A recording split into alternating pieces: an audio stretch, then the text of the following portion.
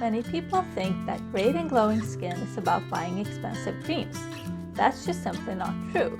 In fact, there's a lot more that goes into great skin than just products or treatments. It's just as much about what not to do as it is about what you should do, which also means that there are some powerful and completely free things that you can do to improve your skin and your overall health. Let's dive in. Before we go to the tips, I'm not a medical professional, a dermatologist, or a doctor, and this is not medical advice. Number 1. Get a good night's sleep. Getting enough sleep is my number 1 tip.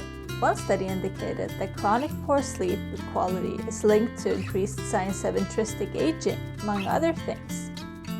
Tip number 2. Quit smoking, as smoking causes premature skin aging and leads to degradation of collagen, among other things. Therefore, to quit smoking is one of the best things you can ever do for your skin. Number 3. Protect your skin from the sun, as the sun can cause sunspot and wrinkles and break down collagen. If you want more tips like this, please like and subscribe.